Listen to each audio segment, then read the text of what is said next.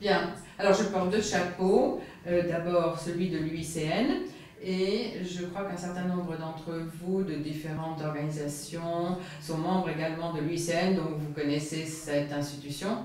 Mais nous sommes une union de membres avec un grand nombre d'antennes dans le monde entier. Et nous avons travaillé sur l'approche écosystémique et des paysages depuis 2 ans au niveau du terrain et à un niveau plus global. Et je coordonne le département de restauration avec un partenariat global avec des nations, des pays et des différentes agences pour développer des outils pour les praticiens et leur donner un appui. Alors, je ne vais pas tout à fait répondre directement aux 3 questions de Rosny, mais je vais prendre certains éléments, entre autres pour regarder de l'avant, sachant où nous nous trouvons à l'heure actuelle, quelle est la situation des approches du paysage, quelle est la compréhension actuelle et les résultats de la politique, et comment peut-on construire sur cela pour élaborer des politiques futures. J'étais très intéressée de venir à cette conférence et je n'ai pas encore entendu expliquer ce que c'était un paysage. Est-ce que c'est clair en anglais, en français ou dans d'autres langues? Donc c'est difficile d'avancer si on ne s'assure pas qu'on est tous d'accord sur la signification du terme pour travailler à l'échelle du paysage. Il y a certains éléments comme qu'est-ce qu'un paysage, où tire-t-on un trait, quelles sont les démarcations biophysiques, culturelles, psychologiques, politiques, économiques. Il y a différentes questions administratives et juridiques qui se posent.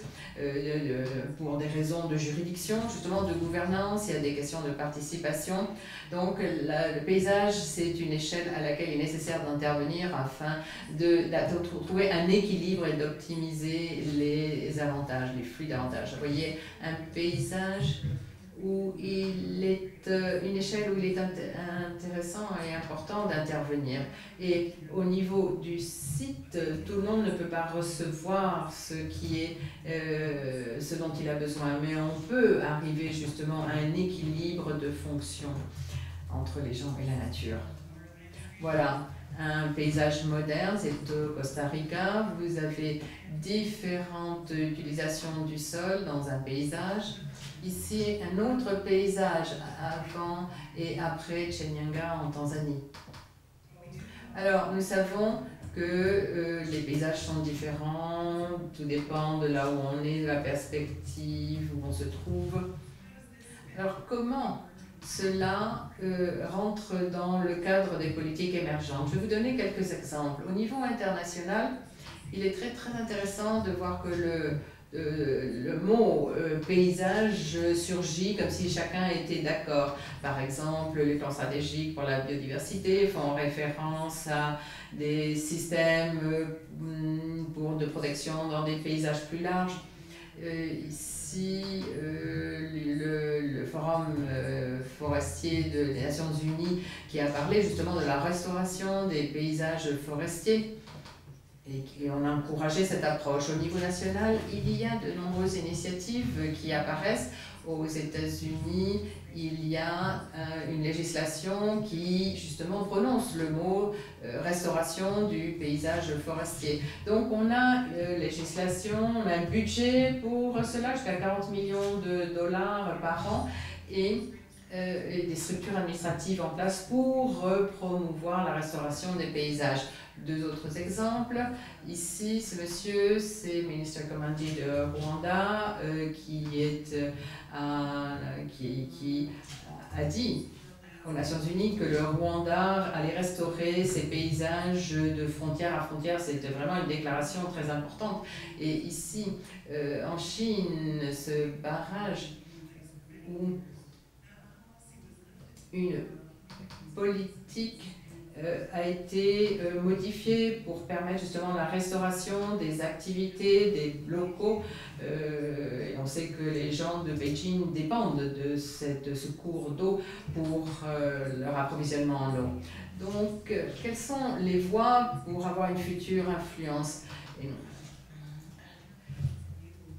Je lance quelques idées, j'espère que vous répondrez à cela, vous réagirez. Une idée, est-ce qu'on va ne plus insister, ne plus donner la même importance à la forêt? Il faut justement parvenir à d'autres secteurs, il faut s'élargir, il faut peut-être avoir une approche plus large.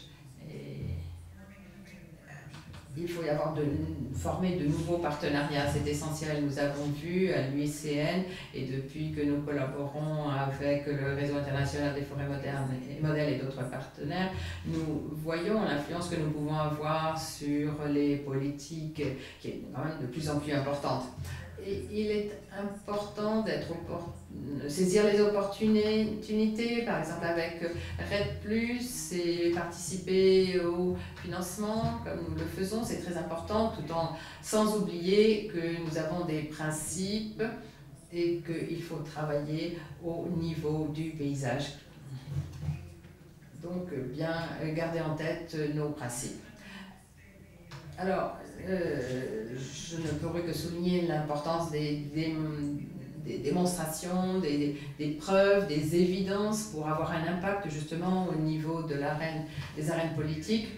Et puis finalement l'importance de raconter des cas, des histoires avec des messages clairs pour qu'un large public puisse nous comprendre. Je vais vous donner un exemple qui a bien marché pour nous.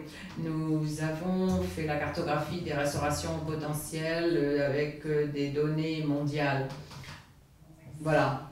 Vous voyez, cette carte montrant un monde d'opportunités qui a été produit justement dans le cadre de l'UICN avec un budget très modeste et qui a eu un impact considérable, qui a été repris par des décideurs dans de nombreux domaines et avec un grand intérêt pour les médias qui a signifié des changements au niveau des nouvelles approches que l'on peut adapter. Et voilà, je tiens à vous remercier de votre attention.